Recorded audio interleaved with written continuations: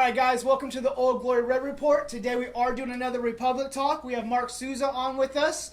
Thanks for coming out. Thanks for having me. We're going to talk about a few topics today, from a little bit about the reffing we've been seeing to the past games and Elliot's performance and what we think of him so far. And then we're going to be going into that Reno game coming up at the weekend. So let's just go ahead and start it off. You know, this season we have seen a few iffy calls from the ref, and we are USL.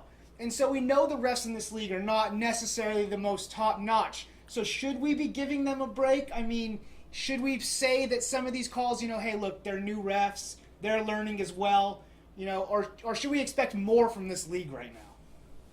Yeah, well, I think that, we should always expect the referees to be on their game, to give their best performances on that given night or given day. But like you said, it is USL.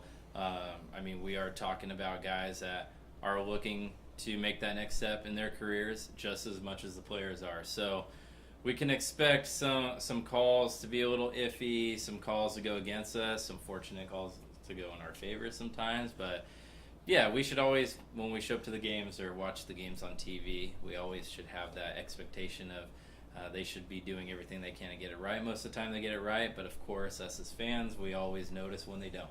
Yeah. And I think that, we talked about it a little bit before we started shooting is, in EPL, those refs are playing at the highest level. In MLS, those refs are playing at the highest level. And so you're really expecting them to get the calls right. So I guess you do have to give these refs a little leeway. But I think we have seen some calls that I'm very questionable on. And we kind of had a discussion about that, like I said beforehand. That one call that we've talked about, like where he gets the guy completely wrong when he books him and the linesmen don't catch it. These are simple things that I think the refs need to get right. And I agree, again, they are USL refs, but don't you kind of think that those kind of things, they need to be getting right at this point? Yeah, absolutely. And, especially with like the MLS and some of these leagues now using VAR, it's easier when they miss a call, then they get to go back and they get to fix it, right? Like they have the video where, mistaken identity is one of the things that they focus on VAR. In terms of getting a player identity wrong on a double yellow, that is pretty inexcusable. I would say that... it influenced the game. He goes off, it's a different game. Yeah, there are times in the game, maybe a corner kick where you got a bunch of bodies in the area and a guy gets maybe taking an elbow, then you can understand maybe the wrong guy. But in an open field type situation like we experienced in that game versus Portland, it's pretty inexcusable, and for none of the assistants out on the field to know or to think maybe that wasn't the right call, it is, I would say, inexcusable in that realm. Well, we can talk about this conversation all day, but go ahead and just let us know in the comments what you think. Should we give the refs a little leeway or not? Again, it is USL, so do we give them that? Or is this league growing to a point where we should start expecting a higher caliber of reffing? And not to say the reffing's bad. We've had a good overall reffing performances. We do have some really solid refs in this league. But just those small decisions to be made really need to be kind of summed up. So go ahead and put your comments below. Let us know what you think of that. And we're just going to move on. I think a big thing for us is Elliot coming in this season, taking over, the whole change in the lineup. How do you think Elliot's performed, and what do you think so far about his coaching style, how he's came in, and the way we've seen the team play under him? Yeah, that's a very good question. I think Elliot he's tinkered with the lineups a little bit. I still think he's trying to find that right formula. We've seen players, not just players shifting in and out, we've also seen formations change a little bit. We've seen them use a 4-2-3-1. We've seen them use a 4-1-4-1, a 4-4-1-1, and even a 4-4-2. Yeah, we've seen them use 4 or 5 different formations, and that's just starting formations. Of course, things change in games where situations happen. You got to change the formation a little bit. Players have come in and out, so I still think he's getting a grasp on the players. There is a new roster pretty much, especially of attacking players, where it's kind of hard to see where everything's shaking out. So, yeah, I think, like you said, we've seen a lot of personnel change from game to games. And on some of them I understood. When we played Tulsa, it's a team that we probably should have beat. So like I said in my video before, I do like to see him maybe give some guys chances there. I do like it. Then we go against Portland, who we know is a tough team, and maybe he doesn't put out his strongest lineup. He has Hall as a center back. I kind of talked about that in that video where, like, I don't really know what he's doing sometimes. So sometimes I'm like, yeah, I think he's brilliant. I think he's doing really well. He gives the guys the freedom up top to really play and do what they do. And we get chances. We've made chances. And, we fought back and got quite a few goals this season. So those guys have had the freedom. But maybe his just tinkering a little too much sometimes. Do you think maybe he should try to find the lineup and stick with it for a little bit? Yeah, I mean, I know that we went with the 4-2-3-1 for about half of our games so far. So I think that's where we started. We've seen lately it tinker a little bit more. The team has been successful so far. We're winning games. We're getting points. Maybe getting points in games that we shouldn't be getting points. That's been the motto of the season so far. Yeah, so I think for him, I like that he's still tinkering because it's easy to look at the standings and say, oh, we're in first or we're at the top of the table. Everything's going great, but I mean, there are signs that we do need to improve. The games, even our wins, haven't been the prettiest performances. They've gritted them out. So I understand why he's tinkering. I don't think he's found the right, I guess, maybe formation or starting 11 yet. But yeah, I mean, all things considered, I think he's doing a solid job because at the end of the day, it's about wins and losses and, draws too. But it's about the 3 points. It's about getting a point when you most likely weren't going to get one. Those make a difference at the end of the season. Yeah. You can't argue against he is getting results. The one thing I can say, though, is we haven't got a comfortable result this season yet. Absolutely. At no point have I ever felt like we went and won a game comfortably. We've fought back, and we've talked about how much grit and courage the guys have had to come to fight back. Iwasa's pulled us up by our bootstraps a few times, got a goal and really turned games, but we haven't got a comfortable win yet. And so that kind of worries me. But I agree with you. I think overall Elliot's been a very good coach. I think he's had a very good performance so far. Maybe he's got a little lucky with some of the results coming our way, but we'll take it. We are sitting high on the table. So there's not much you can complain about what he's doing right now. I just think I would really like to see him maybe start choosing those 2 or 3 guys that he knows in the front line that are going to get the start every time. I think Iwasa's earned a real good spot. He's been really good every time he's came on. Even when he doesn't get a goal, he's playing well. We see Bijev starting pretty much every game, so he's starting. Nishaw's kind of had a rough start, so I can understand why he's in and out. Alamin, I don't know if he got injured. I don't know why he got dropped, but he was looking really good for a few games. So, again, I think Elliot has had a great start to the season. The press is something I wanted to really talk about, though, and I think the lineup is a great transition for this because with the lineup we saw coming out against Seattle, we saw the press again.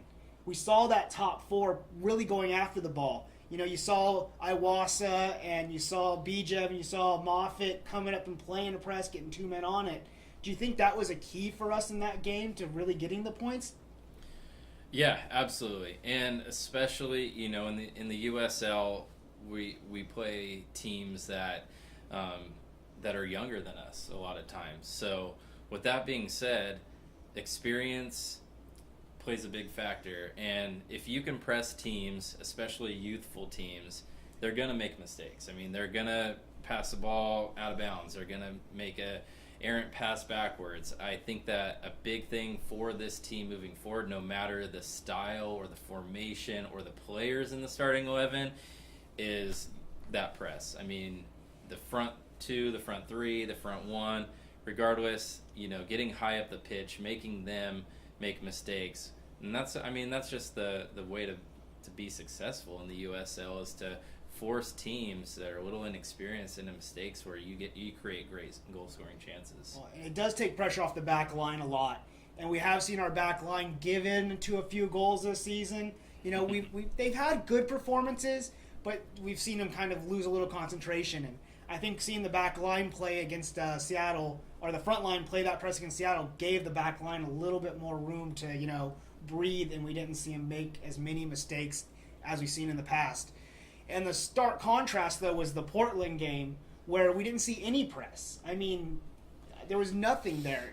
Yeah, I think that the Portland game is just one of those where you kind of just throw away the tape, no one really played well in that game, and the good plays and the good chances that were created, they were just so few and far between. And once the team started playing at least halfway decent, the game was basically over at that point. I mean, you're chasing the game. And, that is one concern that we've had throughout the season, talking about performances that haven't been clean. You're not going to get clean performances if you're not leading early in games. I mean, if you're always chasing a game or, for a point, which we've seen a couple times, or the game is tied in the second half and, it's like a next goal win type mentality, but those games are never going to be clean. We have yet to see our team sustain a lead through 70, 80 minutes of play. I mean, we're always fighting in the last 10 minutes, and we always push real hard, but we're always fighting in that last 10 minutes. Yeah, we would all like to see an easy, comfortable home win. So that would be great. Players and Simon Elliott out there. Well, at the weekend we do have our chance. We are going to be taking on Reno on Sunday. Reno has not had a great sophomore season so far. It took them 5 games to even register a win. They are sitting in 12th after 8 games, so it's not the start that they would have liked to see. What are some things that you think coming into Reno we're going to be able to do to get the 3 points? Yeah, Reno, they are suffering a little bit from, I guess, some of the things that our team is suffering from too, and that's in goal-scoring opportunities. Both Republic and Reno are kind of in the middle or the lower half of converting chances. So I think that Reno is a better side than they've shown so far in terms of the standings. Yeah. And with that said, I think that with us being at the top of the table, we can have cleaner performances with converting some of those earlier chances. So I think that there's goals in this game. Beyond the rivalry factor, these two teams usually get after each other when they play. So I expect it to be a fun game. Yeah, it's always a heated rivalry. I know it's been a short rivalry, but I know that's a heated one. Republic hasn't got the better of Reno, we have to say. I think we have, 4 meetings in all competitions, and we have yet to beat them in the USL. Yeah. I think we beat them in the 3rd round of the US Open Cup. Yeah, we got them in the Open Cup, but so they've been a thorn. Yeah, and going in, so this is going to be a chance for us to really take it to a team I think that's not performing the best, and this will be an opportunity for us to take the home field advantage and really make some noise out there and really give the boys something to go at. I think this could be our first registered win in the USL against Reno. Like you said, it's always a scrappy game and you never know. Reno has been playing a 4-2-3-1 formation, and Elliot, we know, like we talked about, does like to play that 4-4-2, 4-4-1-1, 4-2-3-1, so it's going to be a midfield battle. Are there any players for Reno? I mean, we got Kiffy, we know is going to be out there. Kiffy's and it's going to be a return. heartbreak for all of us to see him in the Reno jersey walking out on the field. But is there anybody like you think maybe we should look out for, or a style of play that we should be ready for them to come out and take? Yeah, absolutely. So Kiffy returning to Papa Murphy's, that's going to be nice to see. I hope the fans give him a nice little ovation. He deserves it. He's a legend, right? So until he does something to stop us from scoring, gets a good opportunity, and then the tides might change a little bit.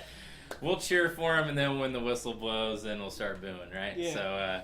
So, no, but you know what? With that being said, I think we kind of miss him this year. We have lacked a little bit of crossing opportunities, and Kiffy, as we all know, there were stretches the last couple of years where he was arguably our best offensive player, even being a defender, just coming in, swinging in those crosses. We all know from watching games, especially like English Premier League, right? How many goals are scored from crosses where it's just a redirection? It's a key, yeah. Most goals, even to this day, even when we're kids, we're taught, crosses are the best way to score. So we will miss them. With the 4-2-3-1 that Reno has been playing, I think it does present some problems for us, because if we use one forward up top, our forward can get isolated. When you have 2 defensive central midfielders surrounding a center forward plus 2 center backs, you're outnumbered there. So the key for us, I think, might need to be to add another forward. We know that they're going to come out with a 4-2-3-1. We know Elliot likes to tinker. I could see a 4-4-2, maybe a 4-3-3, just because if they're going to sit back we got to take it to them. We're at home. We need the 3 points. We want to see, not just from fans, but the players want to be in a comfortable position where they're, leading from the front foot and not trying to come back, give up early goals, and make a difference that way. But that's what I think. I think we might see a 4-4-2 or a 4-3-3 come out. I definitely think the 4-4-2 would give us the opportunity to play the press again, but also then once we break that press, get some play up top. Because like you said, on the 4-2-3-1 or even a 4-4-1-1, you might get isolated a lot up top. Partain did look good playing behind Iwasa against Seattle, so maybe between those two, they'd be able to break that line, but I think a 4-3-3 would be a really good lineup to see against this one, too. It was a little bit odd to see Partain playing that high up the field. It was like a false 9 position, if you would. I mean, it definitely, there's some good things that came out of it. Yeah. I want to see Alaman in there. He's kind of the creative player that I think this team is missing since Barrera left. He was such a positive player in our attack the last few seasons, and his contributions were more than just goals and assists, even though he was definitely up there in assists for sure. But he's down in Sacramento South now. So. Yeah, he is. So Alaman, I'd like to see, just because I do like his flair. I do think he presents the defense with a different type of player. Bijev, of course, is always an attacking presence. He leads the USL in chances creative. We would like to see a little bit more goals come from those opportunities, and I think they will come. His attempts have been there. I know there's a few shots that he'd like to get back and maybe put a little bit of a stronger effort on frame, but I'd like to see Alaman get back in the mix. He's been kind of missing in the lineup the last couple games. Yeah, and I don't know if that's because of injury. Maybe he picked something up that we're just not being told about, or if that's a coach's tactical decision. But he was playing well. He was playing the press well, and he was creating chances. He was really, being a nuisance to a lot of back lines, and I would like to see him back in as well. I think he's someone that can make a big difference for us. Reno does have Tulsa on Thursday before they play us. So they're playing Tulsa on Thursday and traveling to us away as well. Will be the 3rd away game in a row for Reno.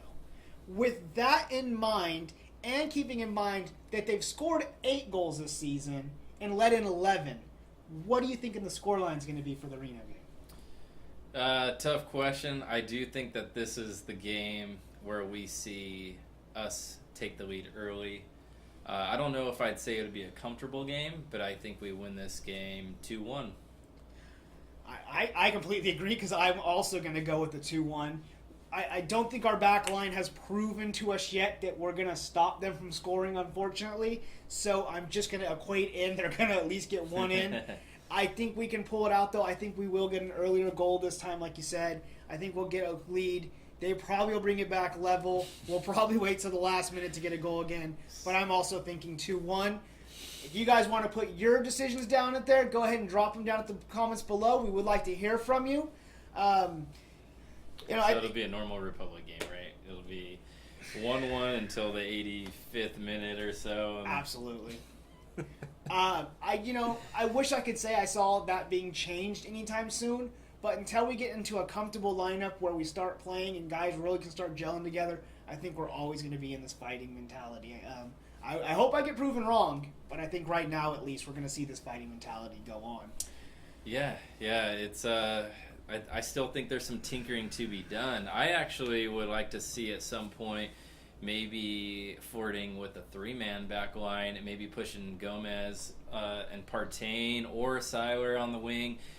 Get some wing back play, and with that said, maybe not isolate Iwasa so much. Yeah. Maybe put Isley up there with Iwasa, because Iwasa is a great player. I mean, he's a legend here, and he makes things happen.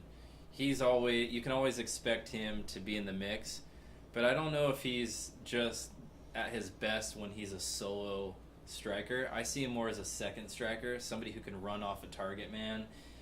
Because he's good with the ball at his foot and running at defenders, When you have a one-man up front, sometimes that guy is more of a target man, holding up play. But I like to see Iwasa, just like with Bijev, I like when they have the ball outside the box and they have one man to, get a half yard and just rip one. Trying to take something on. Yeah, absolutely. Maybe we'll see them flirt with a 3-5-2, something like that later in the season. I mean, I don't think the tinkering is dying off. No, So.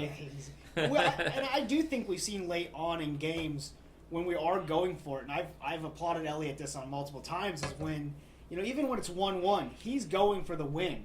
He's not, he's not sitting back and saying, all right, we got 20 minutes left, let's go get a point. I think when he's done that, he has kind of moved us to a back three sometimes. When he's brought on the extra center back, and put on some more attacking potential for a center back a couple times. So I wouldn't doubt if he maybe came out one day, and I think he's someone that does like to play with tactics and just thinking about the next game all the time. 3-man back line is usually a go-to when you're chasing a match. So you pull off a back, you put on a forward, and I think that we might see maybe a 3-5-2, a 3-4-3. I think we have the quality. I don't know if we found the right 11 that has meshed the best for 90 minutes yet, but I agree. We have quality, and we do have players on the bench that can come in and influence games. We've seen Alaman do it. Sometimes Awasa comes off the bench. I mean, we usually have that one super sub. We got Espino. We can't forget about him. He's been pretty crucial the last couple games. He had an amazing game last game. Yeah, he had an assist. We saw him with the late goal at home. So, I mean, we have attacking players. I think that we might tinker with maybe a 2 or a 3-man front line going forward. Trying to add a little more option up there. Yeah. One guy I think has kind of been lost in the mix a little is Nisha. Yeah, he hasn't really done too much. Yeah. He hasn't really... His role, I don't really know, has been defined. I know they like to stick him on the wing in like a 4-2-3-1 or a 4-1-4-1, but for me, he's not really a winger. He's more of a second forward, I would say. I don't know if he has playing underneath the first forward. Yeah. Because you like his pace. He's got incredible pace. That he does have. He's very good. I mean, most of his goals come on 1v1 situations where he's able to beat a man. Yeah, or maybe get on the end of a cross, a low-driven cross. I don't know if his best skills, are for him to work best for him on the wing. I think maybe a guy like Partain or even pushing Gomez up. Yeah. Those guys you want flying up and down, whipping in those crosses. Gomez is a pretty little quick pacer too. He can get the ball up there quick. I like Gomez. I think that we could make the argument that he's been our most consistent player this season. Him and Bijev are up there. Yeah.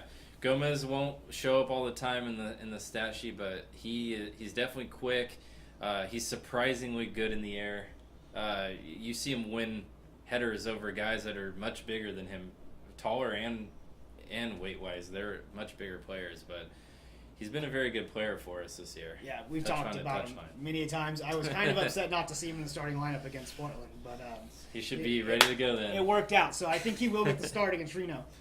All right, guys. Well, we do appreciate you watching this video. Thanks to Marc for coming out and talking with us. If you have any questions, go ahead and put them below. We will answer those. Until next time, check us out on Facebook, Instagram, Twitter, and all that kind of stuff. Head to the YouTube channel, subscribe, hit the notification button if you haven't. That'll get you all our videos coming up in the past. And until next time, peace, guys. Thank you.